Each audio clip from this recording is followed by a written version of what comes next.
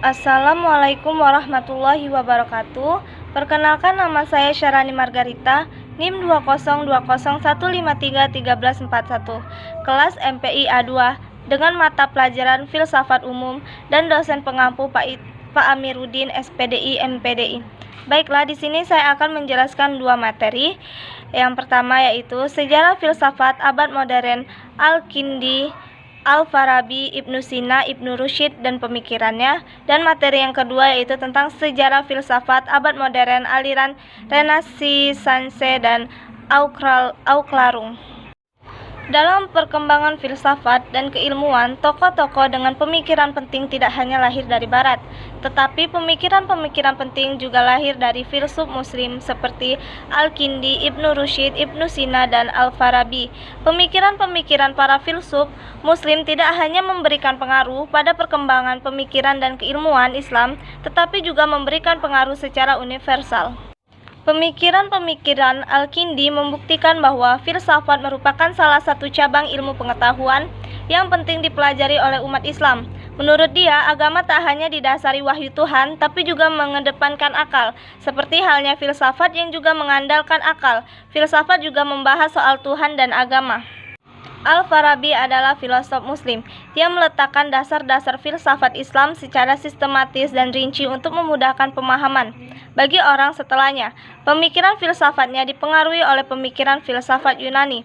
Menurutnya, alam ini telah dari sebab wujud pertama Allah yang melimpah secara bertingkat dan disebut emanasi. Sedangkan untuk memperoleh kebenaran, para filosof memperolehnya dengan menggunakan kekuatan akal, sedangkan para nabi memperolehnya melalui wahyu yang dituangkan kepada manusia pilihannya. Berikutnya ini adalah yang terakhir tentang Ibnu Sina dan pemikirannya. Ibnu Sina merupakan filsuf Muslim penting yang membangun teori kenabian dengan risalahnya Itsbatal Nubuwat.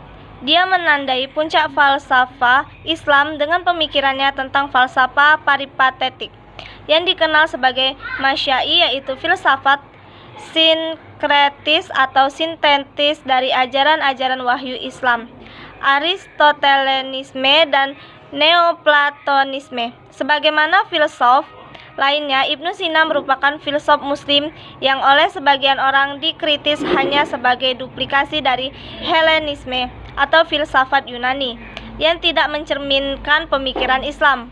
Padahal mereka yang melahirkan filsafat Islam dan berupaya serta berhasil memadukan wahyu dengan akal, akidah, dan dengan hikmah.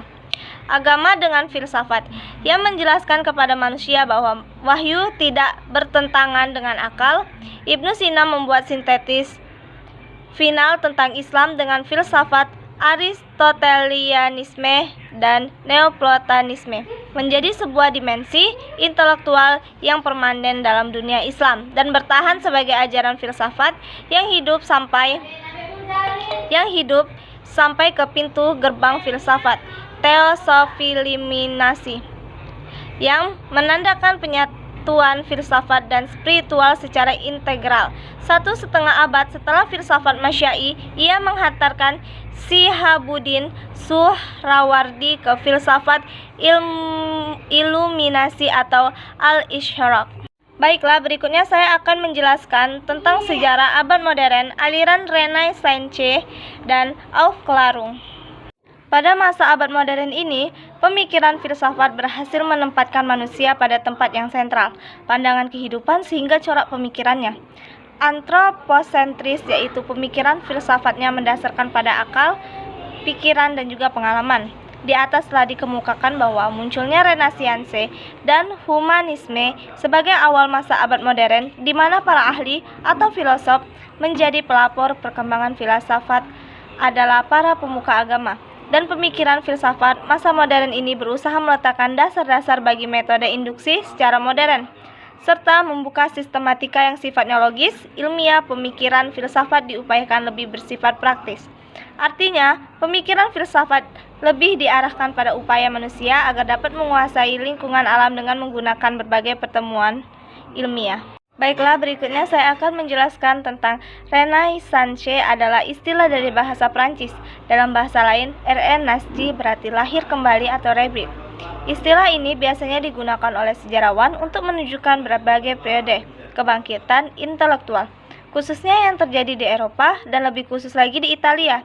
Sepanjang abad ke-15 dan ke-16, istilah ini mula-mula digunakan oleh sejarawan terkenal Michelet dan dikembangkan oleh J. Burckhardt atau 1860 untuk konsep sejarah yang menunjukkan kepada periode yang bersifat individualisme, kebangkitan kebudayaan antik, penemuan dunia dan manusia sebagai periode yang dilawankan. Dengan periode abad pertengahan, karya filsafat pada abad ini sering disebut filsafat Renaissance. Selama abad ke-14 dan ke-15, di Italia muncul keinginan yang kuat akan penemuan-penemuan baru di dalam seni dan sastra. Mereka telah melihat pada periode pertama bahwa kemajuan itu telah terjadi ketika itu dunia barat telah biasa membagi tahapan sejarah pemikiran menjadi 3 periode, yaitu ancient, medieval, dan modern. Pada zaman ancient atau zaman kuno itu melihat kemajuan kemanusiaan telah terjadi. Kondisi itulah yang hendak dihidupkan. Dari berbagai perdebatan tentang Renaissance yang dapat diambil ialah bahwa Renaissance ialah periode perkembangan peradaban yang terletak di ujung atau sesudah abad ke-8 sampai muncul abad modern. Perkembangan itu terutama sekali dalam bidang seni lukis dan sastra.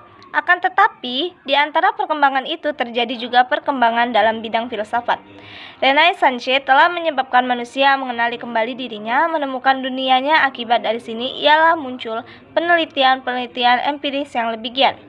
Berkembangnya penelitian empiris merupakan salah satu ciri Renaissance. Oleh karena itu, ciri selanjutnya adalah munculnya sains. Baiklah, berikutnya saya akan menjelaskan tentang zaman Aufklärung. Aufklärung dikenal dengan zaman pencerahan. Aufklärung merupakan kelanjutan dari Renaissance. Kalau Renaissance dipandang sebagai peremajaan pikiran, maka Aufklärung menjadi masa pendewasaannya. Umumnya, tokoh-tokoh ini mendasarkan pengetahuannya pada pengalaman nyata sehingga mengarah kepada realisme yang naif, yang mengakui kebenaran objektif atas dasar pengalaman yang tanpa penelitian lebih lanjut. Tetapi kenyataannya ini berubah ketika filsuf Jerman Immanuel Kant atau 1724 sampai 1804 muncul yang mencoba menciptakan sesuatu sintetis dari rasionalisme dan empirisme, sehingga ia dianggap sebagai filsuf terpenting zaman modern.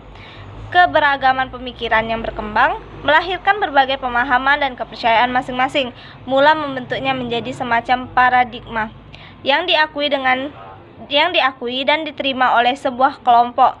Paradigma yang diakui inilah kemudian muncul dan menjadi semacam sekte atau aliran-aliran dalam perkembangan filsafat barat seperti yang akan diuraikan berikut ini.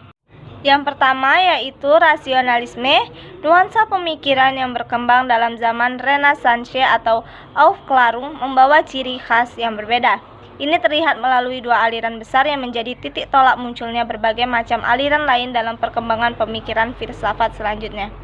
Yang kedua, empirisme. Doktrin empirisme adalah lawan dari rasionalisme yang menganggap bahwa sumber seluruh pengetahuan harus dicari dalam pengalaman.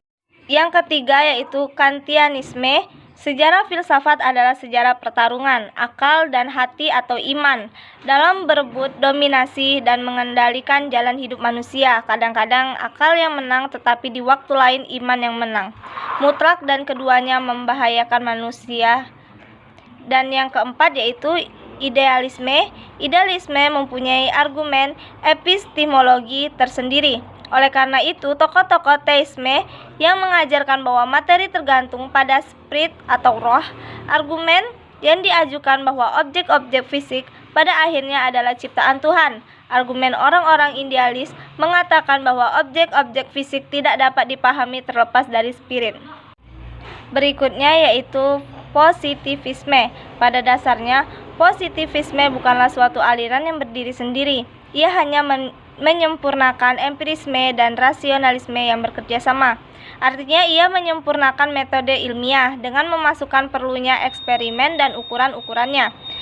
Yang berikutnya, pragmatisme. Pragmatisme merupakan aliran yang inti filsafatnya adalah pragmatik dan menentukan nilai pengetahuan berdasarkan kegunaan praktisnya. pragmatisme kritik terhadap siklus metafisik dalam meraih kebenaran.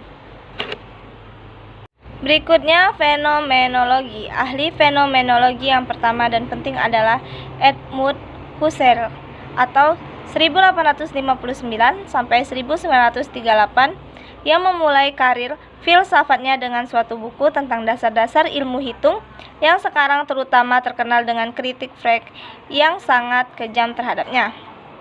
Yang berikutnya golongan ke dalam sekelompok eksistensialisme.